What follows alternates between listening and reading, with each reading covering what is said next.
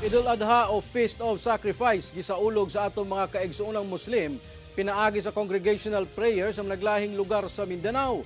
Vice President Sara Duterte gidayeg sab ang sakripisyo, pagtuo og pagkamatinud-anon sa mga Muslim. Ano ang dugang detalye ni Efren Mamak.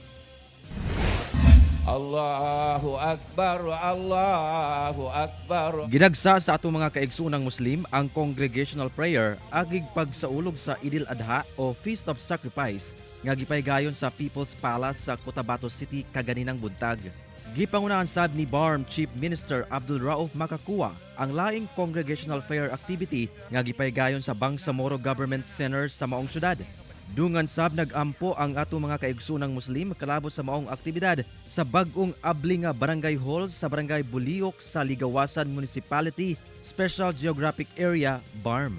Sa probinsya sa Patikul, Sulu, nagtapok sab ang ato mga kaigsuunang Muslim alang sa congregational prayer nga gipaygayon sa Sulu Provincial Capital. Sumala pa nga ang Eid'l Adha, usa ka pamaagi aron hatagan og pasidungog ang propetang si Ibrahim gumikan sa pagsunod niini kay Allah. Ang maong selebrasyon, pagpakita sab og pakighiusa sa mga kaigsuunang Muslim sa tibuok kalibutan.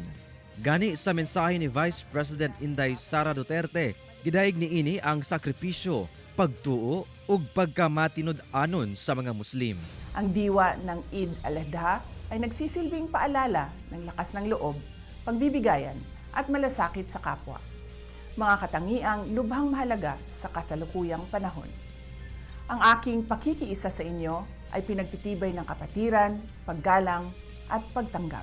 Kauban si Gary Balantay ug Bong Vicencio, Efren Mamak. 1 Mindanao.